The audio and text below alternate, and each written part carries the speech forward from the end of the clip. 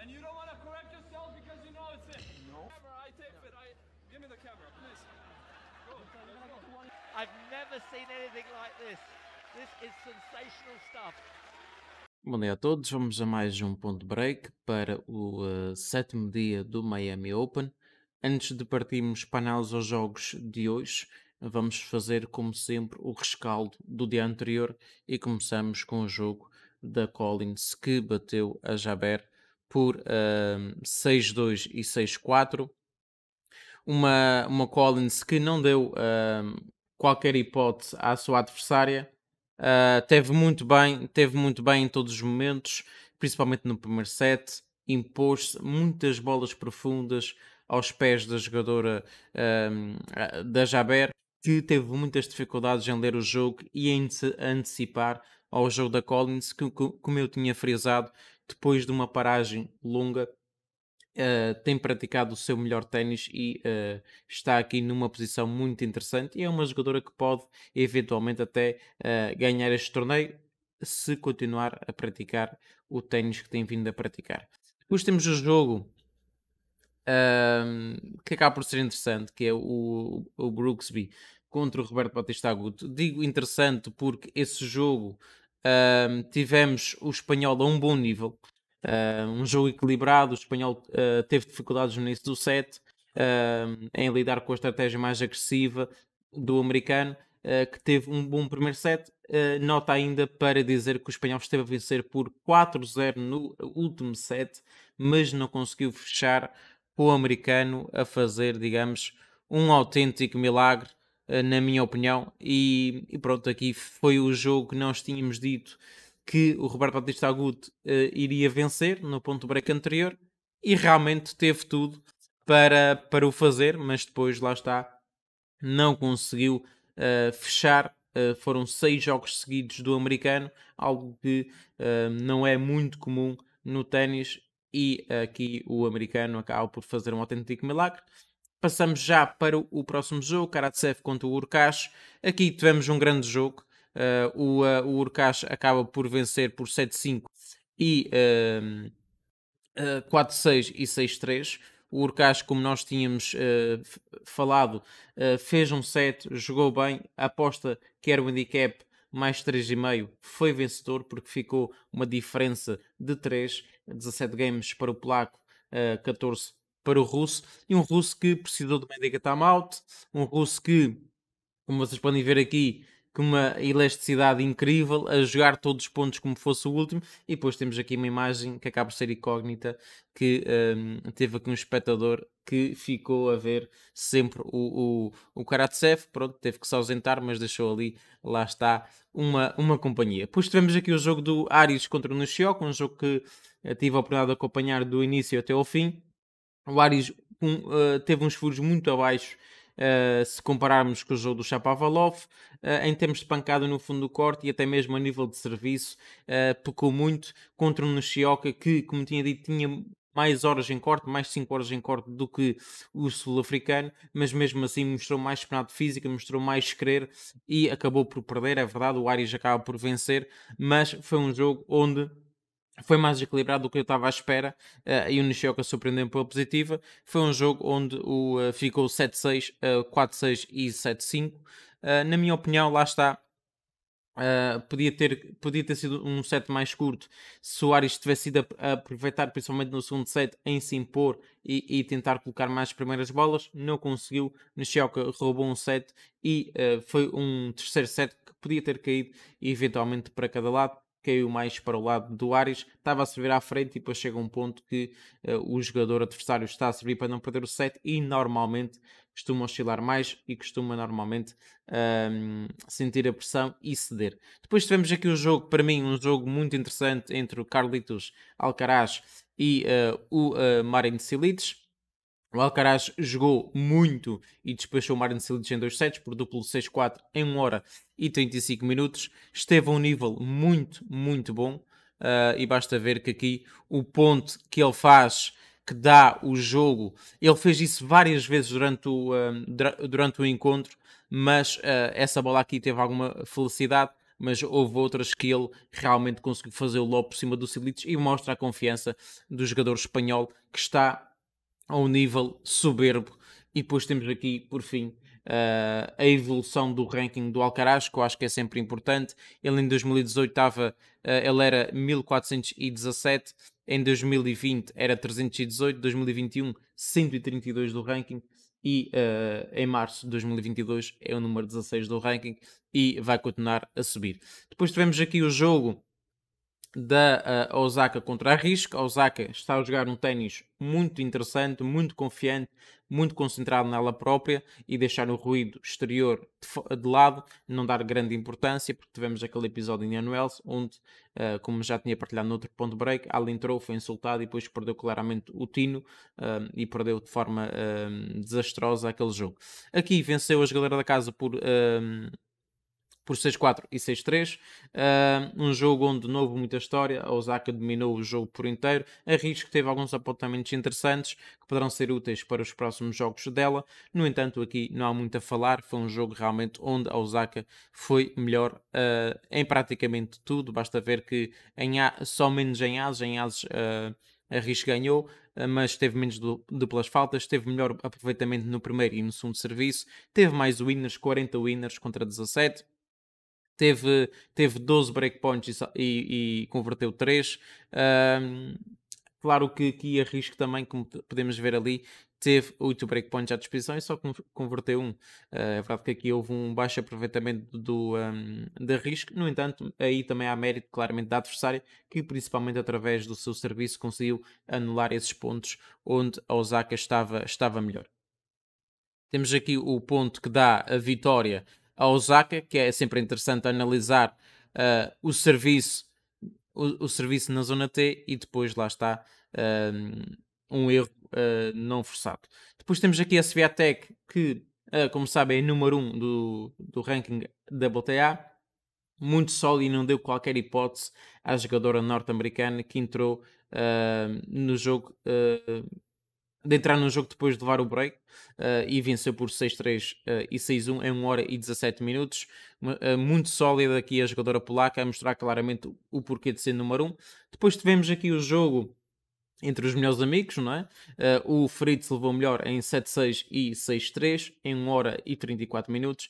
O Tommy Paul começou com um break à frente no primeiro set, mas não conseguiu aguentar a vantagem, com o Fritz muito móvel e a tirar muito tempo de reação ao amigo. Ele depois, no final do jogo, disse que o amigo era um dos jogadores mais rápidos do circuito e precisou claramente de se antecipar para conseguir vencer, e realmente essa foi a história do jogo. O Fritz foi muito mais inteligente, muito mais rápido, a chapar mais as bolas, a tirar tempo de reação ao seu amigo e acabou por ganhar com toda a justiça. Depois tivemos aqui um corda, eu começo aqui a imagem que pronto, era para o fim, mas aqui é o Nalbandian, muito satisfeito com a exibição do Kemanovic, que venceu o corda por 7-6 e 6-3 em 1 hora e 29 minutos. Foi um jogo onde o Kemanovic teve muito melhor do que o Korda. O Korda muito agressivo, muitas vezes a não conseguir dosear a agressividade e principalmente no seu serviço. Não teve num dia muito bom em termos de serviço e acaba mesmo por ganhar o jogo. Que a história do jogo foi saber aproveitar, lá está, os momentos de pressão do norte-americano. Jogava em casa, não estava num dia inspirado e soube trabalhar melhor os pontos decisivos e acabou mesmo por levar a melhor. Depois temos um jogo que também não teve assim grande história, o jogo entre o Tsitsipas e o Alex de Minaur. O grego não teve problemas em ultrapassar o australiano, que teve as suas oportunidades, mas não as aproveitou, lembrando que não converteu nenhum dos 3 breaks que teve à disposição durante o encontro, e agora o Tsitsipas vai jogar contra o Carlos Alcaraz. Aqui lá está, foi o ponto que deu a vitória ao Tsitsipas. Houve muitos bons pontos entre os dois. No entanto, o Tsitsipas muito mais forte à rede do que o Alex de Minaur, que tentou com base na antecipação ganhar, mas não foi capaz de o fazer. Depois temos aqui a Kvitova, que confirmou as nossas expectativas para o jogo ao vencer a russa Kudermetova por 7-6 e 6-4 em 1 hora e 53 minutos. A checa esteve a vencer 4-1 o primeiro set, No entanto, deixou fugir e só conseguiu mesmo vencer no tie-break. No segundo set, o cenário inverteu-se. A jogadora russa esteve a vencer por 4-0, mas também não conseguiu aguentar o seu jogo. E aqui a Kvi estava a fazer 6 jogos seguidos, tal como tinha acontecido com o jogo do Roberto Batista Agudo. Aconteceu novamente aqui no mesmo dia, o que é algo sinistro mesmo. Depois temos aqui a Badosa, que venceu a jovem de 16 anos, Fruvirtova, por 6-2 e 6-3 em 1 hora e 23 minutos. O jogo mais físico da espanhola criou muitos problemas à jogadora checa, que fez um bom torneio e a praticar um ténis muito acima da média para a idade dela. No entanto, aqui prevaleceu a experiência da jogadora espanhola. Temos aqui, por último, antes de avançar para as análises de hoje, a parte do win-loss em percentagem para 2022, e vemos aqui a Rafa Nadal com 95%, depois temos o Yannick Sinner, Carlos Alcaraz com 87%, e até o último, que é o Brooksby, que tem uma percentagem de 65%. Achei interessante partilhar isso, é sempre algo que poderá ser útil para saber como é que os jogadores estão em termos de aproveitamento este ano, e aqui está esquematizado como é que está em termos de aproveitamento. Bem, passamos para os jogos que eu selecionei. Foram 4, foram os jogos que eu encontrei oportunidade para falar e para trabalhar, e já vou explicar os motivos que me levaram a escolher esse jogo. Temos aqui o Casper Ruud contra o Cam Norrie. Um mercado dá favoritismo ao Casper Ruud, essencialmente por ter ganho os 2 últimos jogos entre os dois. Um no ATP Finals, onde venceu por 2-1 com os parciais de 6-1, 3-6 e 6-4. É verdade, perdeu o primeiro set, mas depois conseguiu dar a remontada em 1 hora e 54 minutos. O outro em San Diego por 6-0 e 6-2 em 1 hora e 3 minutos. O Casper Ruud vem de uma vitória por 2-0 frente ao Bublik por 6-3 e 6-2 em pouco mais de 1 hora. Um jogo onde o norueguês beneficiou dos erros não forçados do adversário, que esteve mais preocupado em dar espetáculo e fazer trick shots do que realmente ganhar o jogo. Do outro lado do corte temos o Cam Norrie, que venceu o Gaston por 2-0 por parciais de 6-3 e 7-5 em 1 hora e 52 minutos. De recordar que o francês deu break no primeiro jogo inaugural do primeiro set, mas não conseguiu confirmar a vantagem. Além disso, torceu o tornozelo, o que fez com que o britânico ganhasse alguma vantagem emocional e também física para esse jogo. No segundo set, o francês esteve com um break atrás, mas conseguiu recuperar no 10º jogo do segundo set, mas vacilou a servir para 6-5 e entregou o jogo, lá está, ao britânico, que tem mais horas em corte. O Casper Ruud neste torneio tem 1 hora e 51 minutos, já o Cam Norrie tem 3 horas e 56 minutos. Acaba por ser aqui sempre um dado que nós podemos aproveitar. Eu aqui, sinceramente, modo 1,60, não gosto. Acho que eu devia estar 1,80 nesta altura, mas podemos aqui procurar alguma coisa como o menos 2,5 do Casper Ruud. Significa que o Casper Ruud ganha por 3 jogos de diferença. Parece-me ser o indicado, mas há uma linha melhor ainda, que é o menos 1,5, 1,70, que é o Casper Ruud a ganhar pelo menos por 2 games de diferença. É mais aconselhável do que esta, embora, na minha opinião, as duas têm valor para aquilo que é, para aquilo que está a ser o torneio dos dois jogadores. Passamos depois para um jogo que, na minha opinião, acaba por ser interessante, que é o jogo da Badosa contra a Pegula. Temos aqui a Badosa, que venceu a Fruvirtova por 6-2 e 6-3 em 1 hora e 23 minutos. O jogo mais físico da jogadora espanhola fez moça claramente na jogadora checa. E temos aqui uma Pegula que beneficiou da desistência da ucraniana Kalinina, depois de ter vencido o primeiro set por 6-0 em apenas 25 minutos. Para esse jogo achamos que a odd da Pegula está demasiado alta, já que vai defrontar uma jogadora que é extremamente emocional e alterna entre boas exibições e derrotas que acabam por ser inexplicáveis. Faz-me acreditar aqui no handicap positivo a favor da Pegula. Por exemplo, o mais 3,5 poderia ser interessante. Está a jogar em casa, está a jogar a um bom nível, teve mais tempo para preparar esse jogo, visto que o jogo dela terminou mais cedo do que o esperado, tem menos horas em corte, e isso poderá ser interessante para procurar esse mais 3,5 a favor da Jéssica Pegula. Depois temos aqui o Nick Kyrgios contra o Sinner. O Kyrgios, que despachou o Fabio Fognini por 6-2 e 6-4 em pouco mais de 1 hora. Segundo a conferência que deu, antes e depois do jogo, o australiano parece estar feliz, com menos negatividade à sua volta e mais focado naquilo que é o ténis. Além disso, não está focado nos resultados, mas sim a melhorar o seu jogo de jogo para jogo. No outro lado do corte temos o Sinner, o jovem jogador italiano, que teve algumas dificuldades, alguma felicidade na forma como ultrapassou o Bautista Agut por 7-5, 5-7 e 5-7 em 3 horas e 13 minutos. O espanhol no último set esteve a vencer por 5-2, mas não conseguiu fechar com o italiano a conseguir um autêntico milagre.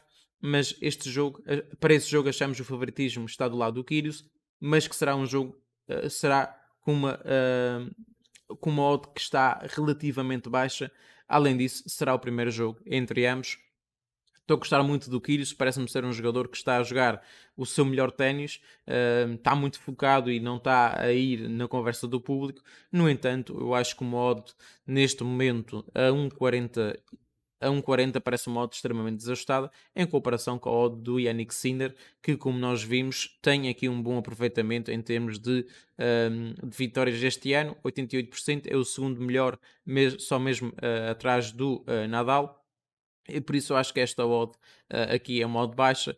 Pode ser interessante em live apenas procurar aqui um handicap positivo, mas acho que é um jogo mais para live do que para dar aqui o meu palpite em pré-live. No entanto, a longo prazo a odd do Sinner tem valor, a odd do Kyrgios já não tem. Depois passamos para o último jogo e como não podia deixar de ser, Stefanos Tsitsipas contra o Carlos Alcaraz. O mercado dá favoritismo ao espanhol e concordo com isso, já que está em melhor momento que o grego e além disso venceu o último jogo entre os dois no US Open o ano passado por 6-3, 4-6, 7-6, 6-0 e 7-6. O grego vem de uma vitória por 2-0 frente ao Alex de Menor por 6-4 e 6-3. O espanhol venceu o Cilic por duplo 6-4. Aqui a minha sugestão seria o menos 2,5 do Carlos Alcaraz, que está a 1,78.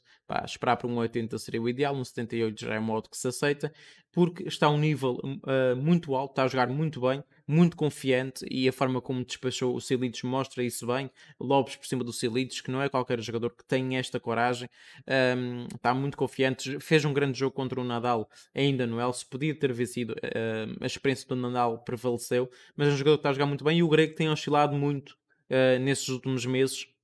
E além disso, o grego tem mais tempo, tem mais horas em corte, o que poderá ser aqui um ponto a favor do jogador espanhol, que parece-me que tem aqui tudo para conseguir somar mais uma vitória e passar à próxima fase deste Masters 1000 de Miami. Esses foram os jogos de hoje. Não se esqueçam de deixar o like, subscrever o canal se ainda não subscreveram e ativar o sininho das notificações e também deixar aí nos comentários qual é a vossa opinião, se concordam com a análise, se não concordam. Quais são outros jogos que vocês estão interessados? Que tipo de apostas é que vocês vão procurar nesses jogos? E pronto, e vemos numa próxima oportunidade.